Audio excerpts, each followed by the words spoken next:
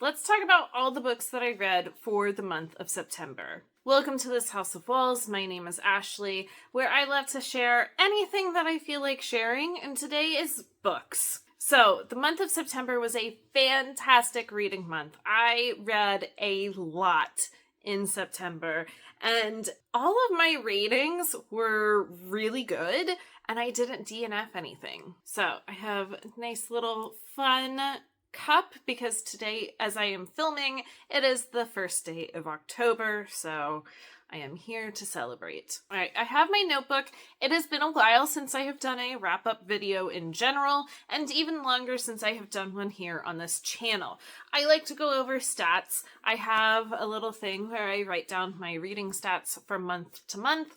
And it's just kind of interesting to see what my reading does every month, how much I read, how much I DNF, what the pages were, what my average rating is, and just kind of to compare just for myself. I do include books that I read, and I also include books that I read aloud to, especially my 5th grader. My 9th grader and I, we really don't do read alouds anymore, but the books that he is reading, I have read. But this wrap-up includes a mix of read alouds that I did with my 5th grader and books that I read on my own.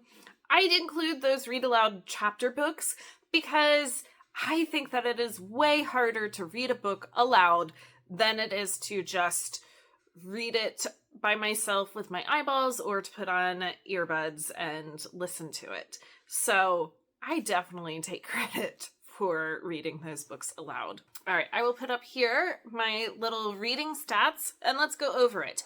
So I read 10 books for the month of September, which is fantastic. 2 other months this year in February and July, I have also read 10 books, so I will take it. I read 2 physical books, 8 audiobooks. 1 of those was a read aloud. I had 0 DNFs. My total page count was 3,391, which is not the highest, but it is one of the highest.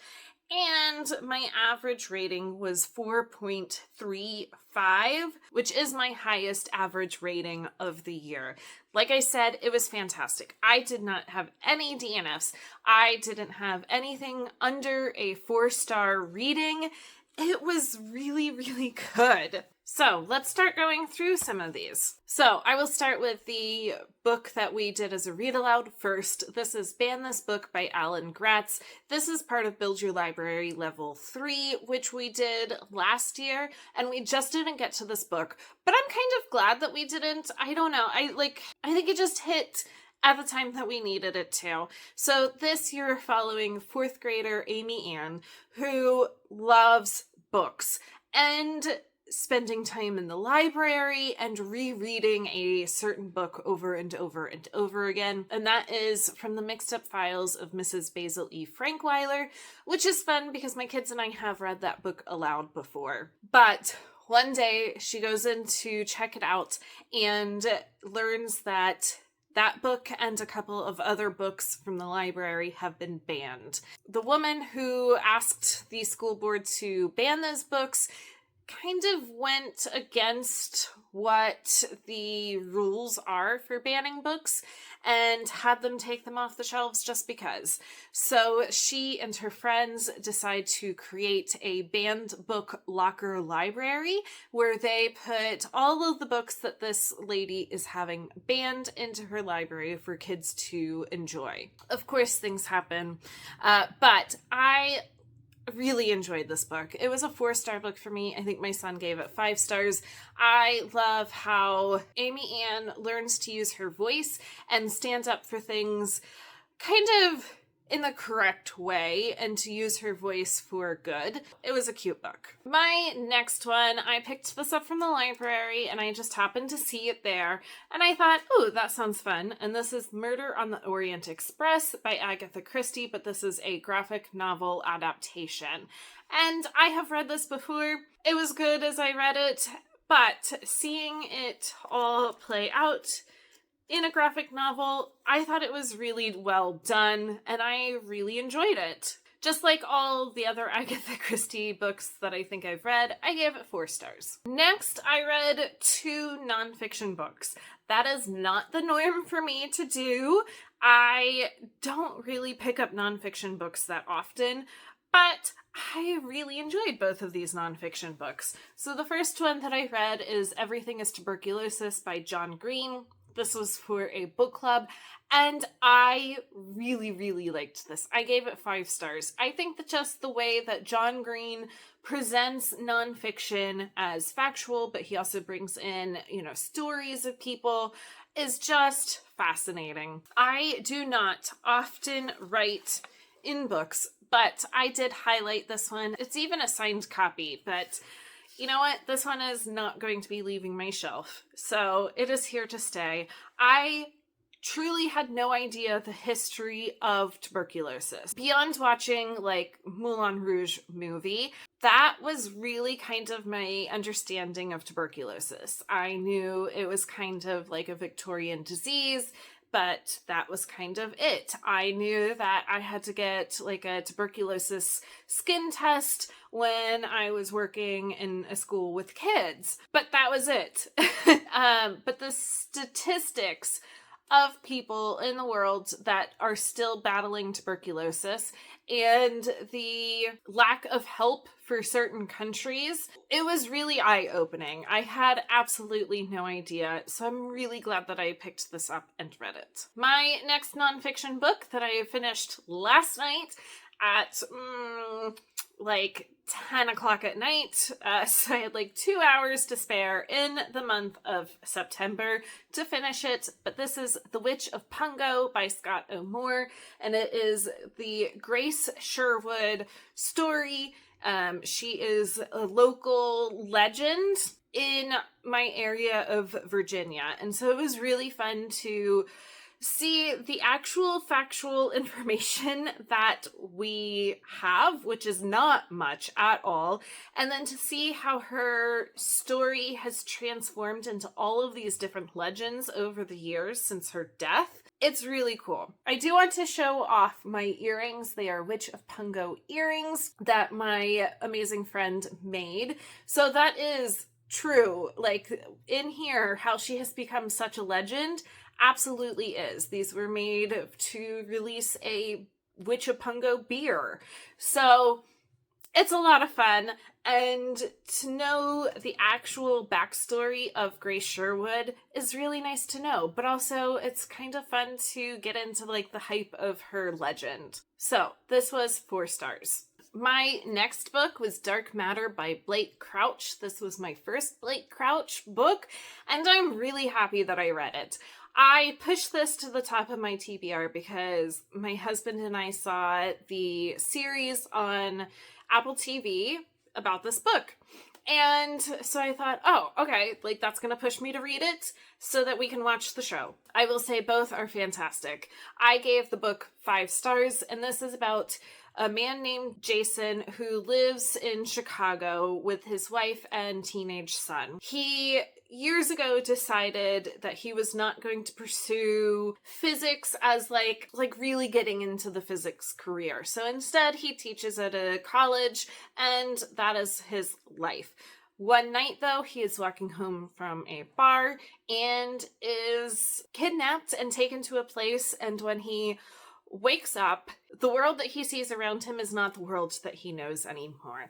And so things go on from there. I really enjoyed this book. I finished it really quickly. I just had to keep reading it to know what happened. And I will say that the TV show of it was really good and really well done. There are, of course, a couple of changes into it, but I can see why those changes were made to just help the story transform into a TV show. So this was a fun one.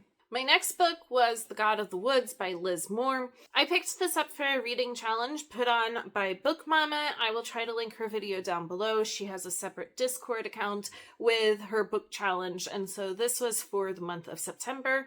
And I'm really glad that she did that because it would have taken me a while to pick this up, but it made me pick it up. So in this book, you're following Barbara, whose family is very wealthy. They own a summer camp in Adirondack, New York, and she goes to the summer camp and disappears.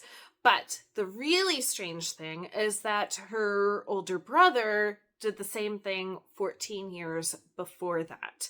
And so this really starts pulling in all kinds of characters at the summer camp and within the house to figure out what happened to both kids.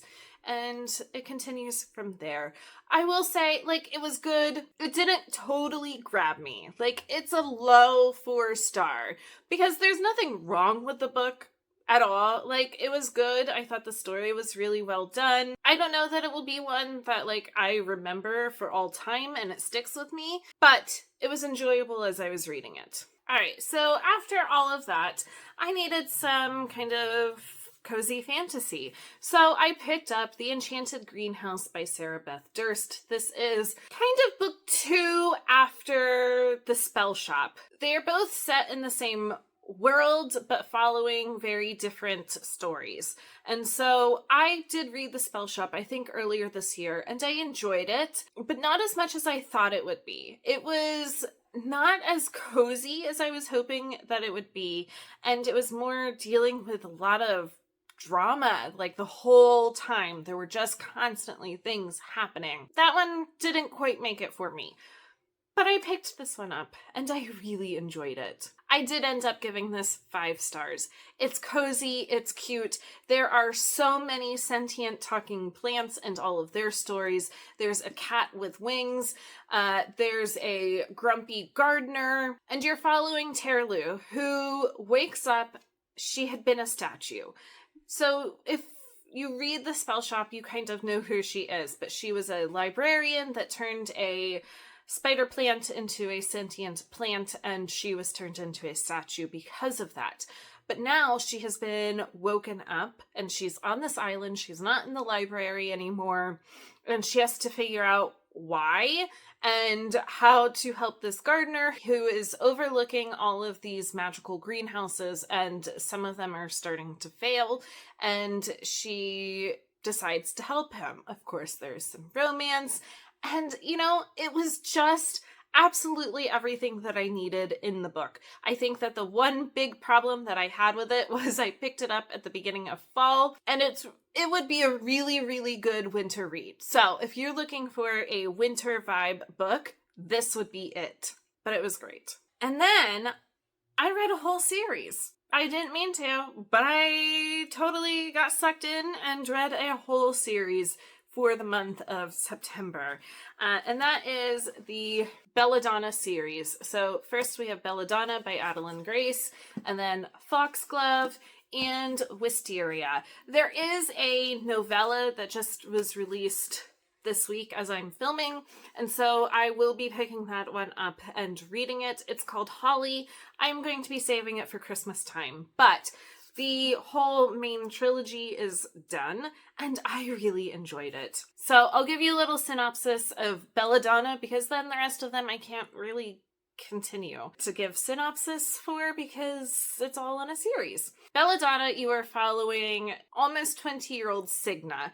She has been followed by death her whole life, literally and figuratively.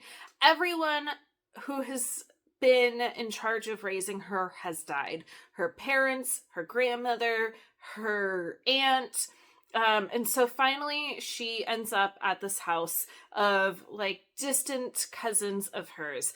And she is going to be living there until she comes of age to come into her inheritance. But because she has had so many experiences with death, she sees death. Literally, like he will be there in shadows. Death. She definitely has a grudge towards him, but then things start happening in this new house that she is living in, and she has to enlist Death's help to start to try to figure out what is happening in this house, why her cousin is being made to be so sick, and how to solve that. I thought it was really good. It is YA, but it was exactly what I was wanting it to be, which is fantastic. And I gave it 4 stars. The second book in the series, Foxglove, you're still following Signa, but you are following following more with her cousin Blythe and a little bit more of her story. This was my favorite of the trilogy. I did give it 4.5 stars. And then to top it off, Wisteria, I gave this one 4 stars, and this one you are primarily following Blythe, the cousin. So this was a fun little series read for the month of September. It's been a while since I've done this. There we are. There are all of the books that I read. Yeah, it was a great reading month. I think I picked up books that I just really wanted to read, and I think that that helped. I am hoping that the rest of the year is going to be just as fantastic as this. As always, make sure to like and subscribe down below, and I will be back for more soon.